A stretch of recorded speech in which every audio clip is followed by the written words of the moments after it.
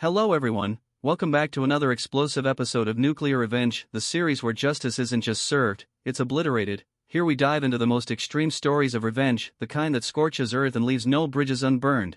Today I've got 3 jaw-dropping tales that redefine payback. This first story's titled Warehouse Fallout. 15 years, that's how long I gave my life to that place. 15 years of early mornings, unpaid overtime, missed birthdays, back-breaking work on the warehouse floor, and a loyalty so blind it might as well have been a leash. My name is Thomas Greer, and for a long time, I was proud to be part of something that felt bigger than me. At least, that's what I told myself to justify the grind. I was the senior operations coordinator at one of the largest logistics hubs in the Midwest. The kind of place that moved 1 million pounds of product a day, food, medicine, auto parts, whatever the nation needed, we had a hand in getting it there. My role was supposed to be middle management, but with time, I became the real backbone of the operation. I knew every choke point, every cost-saving shortcut, every vendor who could be pushed a little harder, and every crew member who was worth fighting for. People respected me, not because I demanded it, but because I earned it. I mentored new hires, covered shifts when guys called out, trained half the current team myself, and when things went wrong, I was the one who stayed late to fix it, even if it meant missing dinner or sleeping in the office. But all that meant nothing once Jordan walked through the door. Jordan Caraway. The name still tastes like rust on my tongue. He came in wearing a $1,000 suit and the kind of grin you only get from stepping on people until you're tall enough to look down on everyone else. He was the new regional logistics manager, 30-something, MBA, corporate golden boy. Said he was there to modernize inefficiencies. What he meant was, gut the place and polish the bones. From the moment he stepped foot inside the facility, I could feel it. He saw everything we built, not as a functioning, finely tuned organism, but as something old, bloated, and in the way of his next promotion. He didn't care about people. He cared about spreadsheets and margins, about cutting costs to earn end-of-year bonuses for himself and his friends upstairs. The first thing he did was slash overtime. Said it was abusive to company resources. Next, he restructured the night shift, replacing trained full-timers with temp workers from a staffing agency that just so happened to be run by his college roommate. The new hires barely spoke English. Most of them were undertrained and underpaid. Accidents became routine. Inventory mismatches started to pile up. I voiced concerns in every meeting, always calmly, always with the data to back me. Jordan would smile his fake smile, nod, and then do exactly the opposite. The worst part? HR stopped returning my emails. Managers I'd worked with for years began to look through me like I didn't exist. Then came the incident. It was a Tuesday. The air felt strange that morning, too quiet, like the warehouse was holding its breath. One of the new hires, a kid named Ruben, barely 20, was told to operate a stand-up forklift. I had flagged him as unqualified just 2 days earlier. He didn't even have certification, but somehow, his name ended up on the operations sheet. That day, a shelving rack collapsed. 2 tons of product came down on 3 workers. One broke both legs. Another suffered spinal trauma. The third, Luis, had worked alongside me for 10 years. He was the one who trained me when I first joined. Luis died on the way to the hospital. I'll never forget the sound his wife made when she got the call. The investigation came swiftly, and I assumed naively that the truth would exonerate me. I hadn't approved the staffing chart. In fact, I had emails to Jordan and HR objecting to the changes. But when the internal report came out, my name was on the training logs. My approval was forged into the schedule files. I was stunned. I brought everything I had to the compliance officer, printouts, timestamps, a thumb drive with backups I had saved before the system was locked down. But somehow, all the logs had been scrubbed. The thumb drive was incompatible with the current system version. And the kicker? One of the supervisors, probably pressure or bribed, testified that I had authorized Ruben's training in a verbal briefing. I was terminated for gross negligence within a week. No pension, no severance, just a vague line in the exit report and a legal warning to not discuss the case with media or former employees. I went home that night, sat in my car in the dark, and stared at the front door of the house I could no longer afford. My wife stood there waiting, arms folded, eyes red from crying. 2 months later, she left. Said I'd turned into a ghost. She wasn't wrong. For a while, I lived like one. I sold my truck, moved into a basement apartment with no windows and walls so thin I could hear my neighbors' coughs. I applied to every job I could find. No one wanted the guy who'd been blamed for a fatal workplace incident. I was blacklisted. I lived off ramen and pride. Pride was bitter and had 0 calories. Then one night, around 3 a.m., I stumbled onto an old internal portal I used to access vendor reports. My credentials should have been deactivated, but they weren't. That's when something inside me shifted. The grief turned cold. The shame burned away. All that was left was clarity. This wasn't just about getting fired.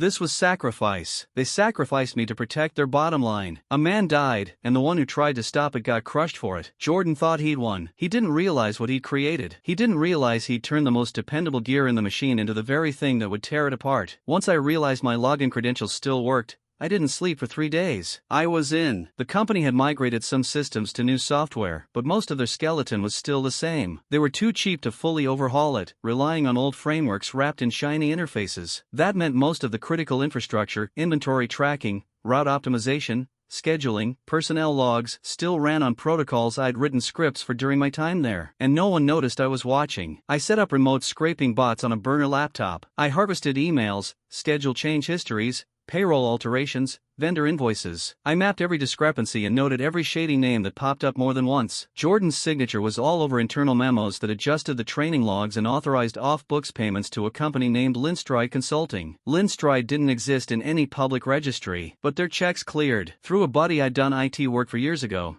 I traced the bank accounts. The payments were funneled through 3 cutouts and landed in a shell corporation run by Jordan's cousin again. Different name this time. Same grift. It wasn't just the staffing scandal. Jordan had built an entire side economy inside the company, billing the parent corporation for third-party consulting work that was never done, then siphoning the payments back to himself and his inner circle. But it was subtle, spread out over years, small enough to avoid audit flags, but together it totaled nearly $2.3 million in unearned revenue. They called me a negligent liability. Meanwhile, they were bleeding the place dry, so I decided to do something different. I didn't go to HR, didn't call a lawyer. That would have tipped them off. Instead, I made a list of every person who had a hand in my firing. Jordan, obviously, but also the 3 supervisors who lied, the HR manager who misplaced my files, the operations analyst who signed off on that forged schedule. All of them had something to lose: prestige, comfort, upward momentum. I started by breaking their routines. Using my access, I rerouted freight trucks from their facilities to rural distribution centers 3 states away. No one could figure out how the software was misreading coordinates. Millions were lost in fuel and delays. Then, I created a mirrored copy of the internal messaging system, completely offline and encrypted. From there, I drafted fake communications between executives. Notes about cutting bonuses, firing loyal mid-level managers, threatening union reps. These messages leaked during a routine employee review. People panicked. Morale plummeted. I used a dummy Gmail account to send anonymized tips to local labor watchdogs and OSHA about the continued hiring of uncertified operators. I attached photos, real ones, extracted from their own security footage archives. I used timestamps and metadata they couldn't refute. Within 3 weeks, the first OSHA audit hit the northern facility. Within 2 months, the State Department of Labor opened a formal inquiry into payroll fraud. Jordan tried to clamp down. He issued internal memos blaming foreign interference, claimed the systems had been hacked. He even brought in a forensic IT firm to sweep their networks. They never found me. I was 2 layers deep in a virtual machine in a coffee shop basement every time I accessed the network. But the best part came from a stroke of poetic luck. I found an email thread between Jordan and his old business school friend, now an investor in another company. In it, Jordan bragged about cleaning house at the warehouse, called me a casualty of progress. He actually used those words. I saved the PDF. Then I wrote a letter. No threats, no anger, just facts, timelines, and documentation. I included Jordan's email. I mailed it anonymously to 5 major news outlets, 2 watchdog groups, and 1 particular investigative reporter from a state paper who'd once lost his own job over exposing corporate misdeeds. Within a week, the paper ran the story. Leeches in the supply chain. A deep dive into corporate graft and human cost. Jordan's picture was on the front page. The fallout was beautiful. He was put on administrative leave pending investigation. Shareholders were furious. The board had an emergency session. Class action suits were filed on behalf of former employees terminated under Jordan's tenure. And then came the congressional interest. Apparently, one of the contracts Jordan's team handled had been for emergency medical supply transport, government-funded, which meant federal scrutiny, which meant someone finally took a real look at the books. Jordan was arrested within a month. But that wasn't the end. Remember those supervisors who lied? The HR exec? The analyst? Each of them received targeted emails from internal audit teams, asking for verification of their involvement in falsified documents. I made sure the emails used the exact wording Jordan had used in the leak. Paranoia erupted. They turned on each other. Some lawyered up. Some tried to delete files, too late. I had already duplicated their entire drives and made them available on encrypted upload links sent to a few key attorneys involved in the suits. As their worlds collapsed, I sat in my apartment, lights dim, laptop humming, sipping from a chipped mug of cheap coffee. No applause, no fanfare, just the cold, exquisite quiet of justice taking its slow, inevitable course. The company tried to survive. They shuffled executives, hired PR firms, and rebranded their entire logistics branch under a new name, like painting over rot. It didn't work. Shareholders fled. Contracts dissolved. Within a year, the warehouse I gave 15 years to was shuttered, its gates chained and tagged with condemned warnings.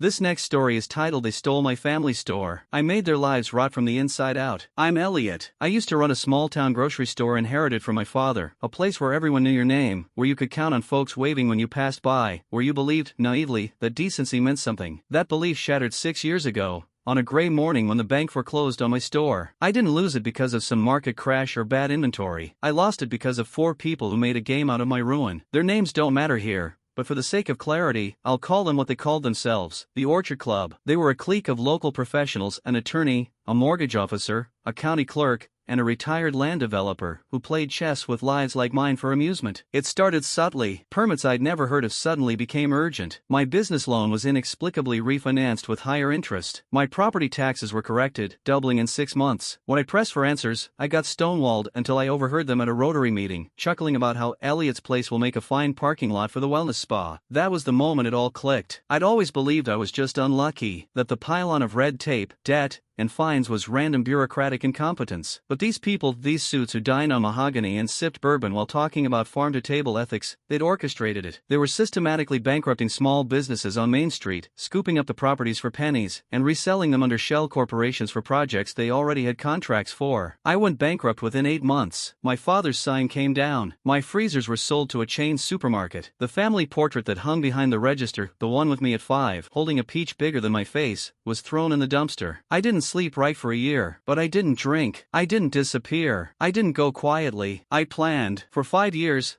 I lived frugally, working odd jobs. I worked maintenance at a university, night security for an archive, anything that kept me around infrastructure, databases, property records. I took online classes in civil engineering and chemistry. I bought a plot of land in a dead zone of the county under a shell name, low taxes, off-grid, no curious eyes. And I waited. The Orchard Club thrived in those years. They renovated downtown into a gleaming little mecca for wealthy tourists. They started calling it the New Napa, even though no one in our county could afford the wine anymore. My store became a boutique candle shop run by someone who didn't know the difference between a peach and a nectarine. They called it Elliot's Market, with 2 T's. Cute branding. They were bold, complacent, comfortable. That made them sloppy. By the time I was ready, I knew their routines, schedules, affairs, addictions, secrets. They were all still living within the same 5-mile radius. They still attended their little garden parties, still had their quarterly brunches at the country club, still laughed too loud in rooms where they thought no one would challenge them. That's when I started phase 1. It began with bees. Not metaphorically, literally. Beekeeping had become trendy among suburban elites, and our county had a thriving amateur network. I got myself certified, then joined every co-op and club. I started showing up at markets again, got my name out there as an advocate for pollinator justice. It became the perfect cover, but the hives I bred weren't your typical docile colonies. I used hybridized strains, selectively bred for aggression and sensitivity. I cross-pollinated bloodlines until I had hives that could recognize pheromones and respond to triggers like movement or certain frequencies. That was my test run, but the real weapon wasn't biological. Not yet. It was psychological. They were used to winning, used to people folding under pressure. So I started feeding them stories, letters, emails, anonymous blog posts, whispers about new developers moving in, about one of them planning to sell out to a foreign investor, about someone skimming funds off the tourism board.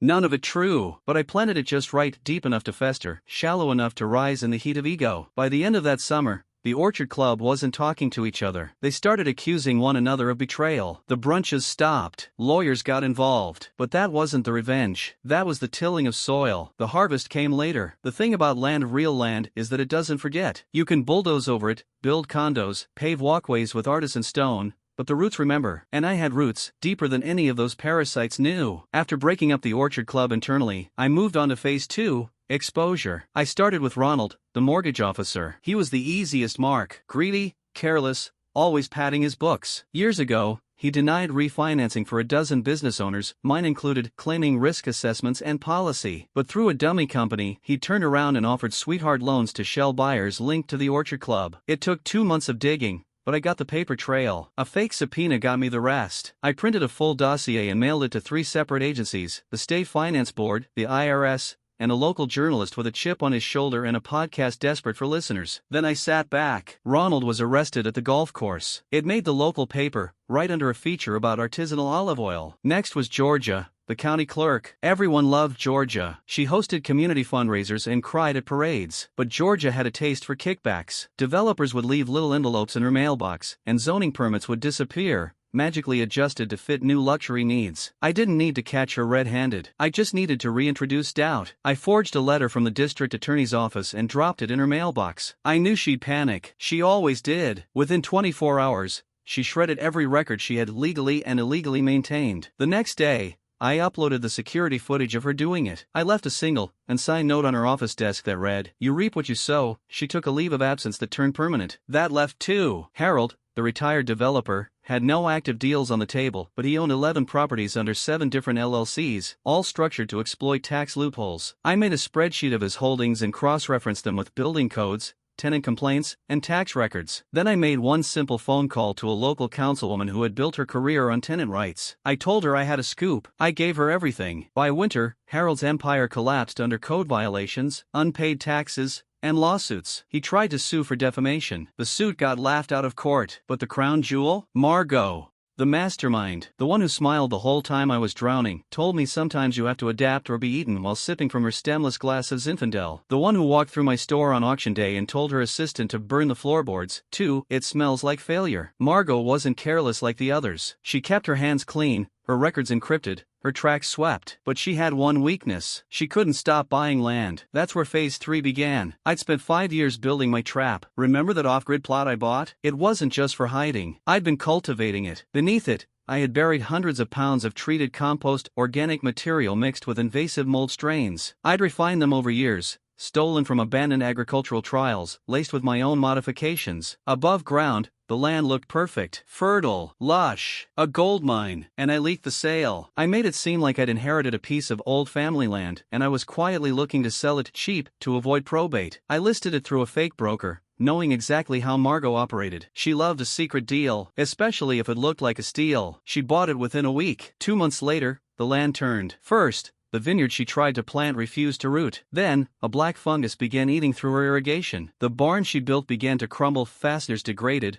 wood warped. The local AG extension got involved. They'd never seen anything like it. By summer, the entire property was deemed biohazardous, useless, toxic. Margot lost 7 figures in her reputation. But I wasn't finished. Margot didn't go bankrupt right away. People like her never do. They flail first, try to recoup, file lawsuits, call in favors. She sued the fake broker. Didn't exist. Tried to sell the land, no buyers. Even the EPA flagged it. I made sure the damage looked natural but irreversible. Every lab she hired gave her the same prognosis: incurable fungal contamination with a high risk of airborne spread.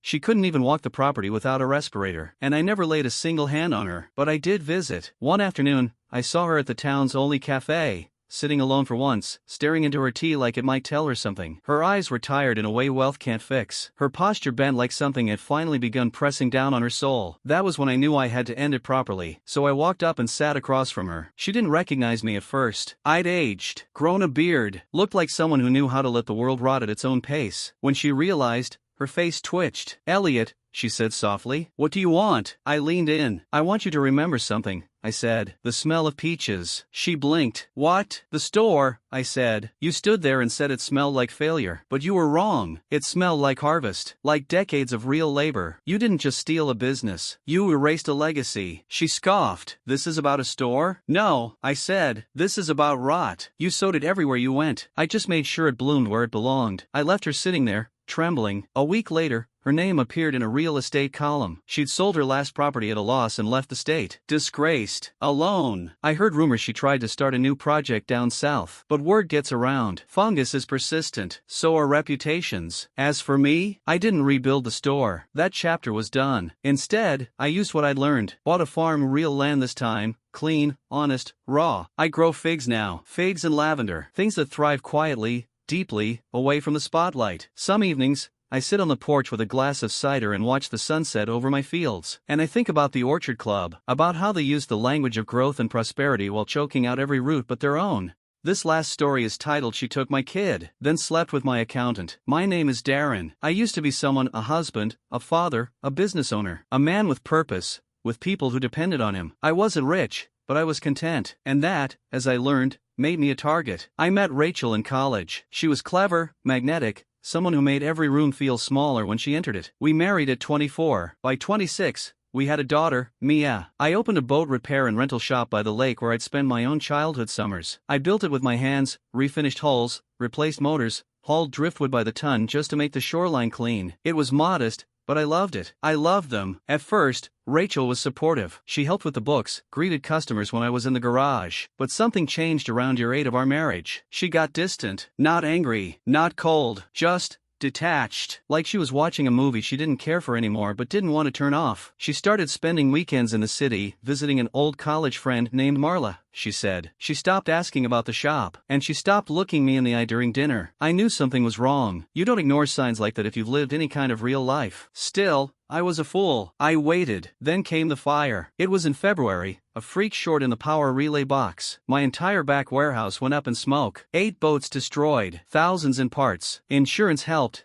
but barely. The rebuild would take months. Rachel didn't cry, didn't panic. She just stared at the flames with her arms crossed like it was a bonfire. A week later, she told me she wanted a divorce. I need something more, she said. I asked her what that meant. She shrugged. I don't know. This isn't my life anymore. I slept in the garage for 3 days after that. 2 weeks later, I came home to find my accounts frozen, my name removed from our joint credit lines, and a court summons for full custody of our daughter. I thought it was a mistake. Then I saw the lawyer's name, Douglas Crane. Douglas used to be my accountant. He also used to be my friend. We'd had beers together. His son played with Mia. I once patched up his speedboat engine for free after he struck a submerged log. But now, he was the one helping Rachel carve me up like a roast. I didn't understand until I saw them together, Rachel and Douglas, coming out of a seafood restaurant 2 towns over. He had his hand on her back. She leaned into him, laughing, eyes bright in a way I hadn't seen in years. That was when it clicked. The fire, the divorce, the financial strangling. This wasn't spontaneous heartbreak. This was premeditated erasure. Rachel and Doug had been planning it for a long time. How long, I still don't know. But it was clean, efficient, surgical, like a business merger where I was the unwanted asset. Rachel had secretly funneled money from our business account into a private one over 2 years. Doug had helped hide it with fake maintenance invoices and fabricated tax write-offs. When the fire came,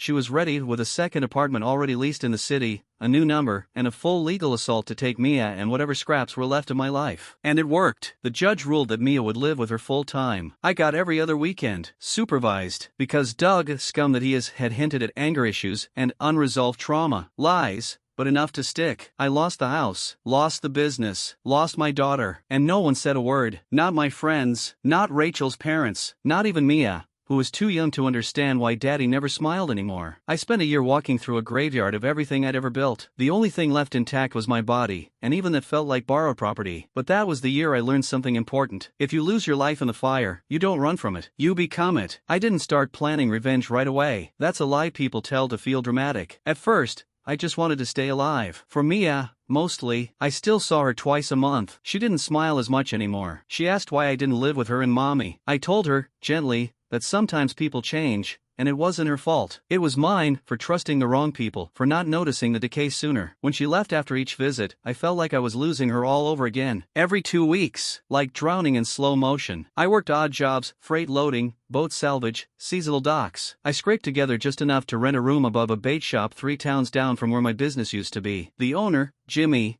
didn't ask questions. He just gave me keys and a cot and told me the roof didn't leak much. That gave me 2 things I hadn't had in months: quiet and time. That's when the fire inside me stopped burning out and started burning through. I wasn't going to get revenge by swinging wild. I was going to do it surgically, the same way they dismantled me. I started with Doug. I knew he worked from home now, most accountants did post-COVID, but he still had clients come to the house. I hired a local temp agency to send someone posing as a landscaping estimator. Paid cash. All I needed was photos of the house, of the mailbox, of the SUV in the driveway that still had my shop's decal on the back window. Then I went digital. Back when Doug and I were friends, I helped him set up a backup server for client files. He was cheap and paranoid, so he never moved to the cloud. He kept everything on a RAID drive in his office, with a remote login portal I had helped configure. He never changed the password. I got in after 3 tries. Inside were years of tax files, payment logs, QuickBooks exports, and Rachel's accounts, including the ones she created using my business EIN to funnel away profits before the fire. I didn't copy it. I didn't download it. I simply viewed, took notes,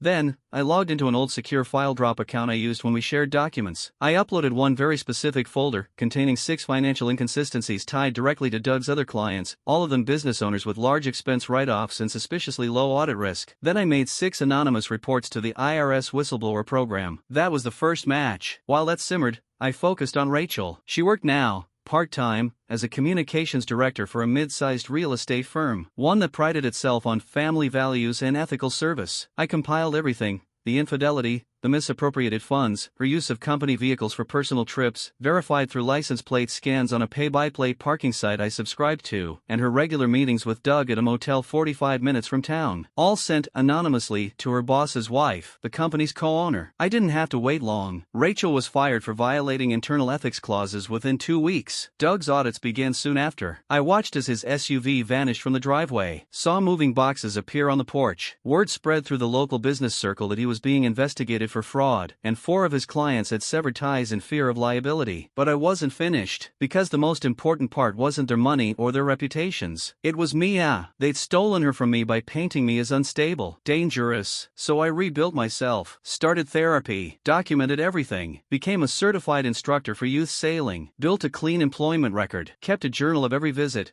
every question Mia asked, every time she cried when it was time to leave. Then I filed a custody modification request, and I won. The court granted joint custody, no supervision, alternating weeks. Rachel showed up to court alone, no lawyer, no makeup, just disbelief frozen on her face like someone had hit her with a shovel made of truth. Doug wasn't there. She broke down in the hallway afterward, tried to speak to me, asked me how I could do this to her. I didn't answer, because she didn't understand. This wasn't about rage anymore. It was about balance. They tipped the scales so far in their favor that they forgot gravity always wins in the end. Doug left the state 2 months after the custody ruling. Word had it he was under federal audit and facing multiple civil suits from former clients. I don't know if he's in jail, but I know he's gone.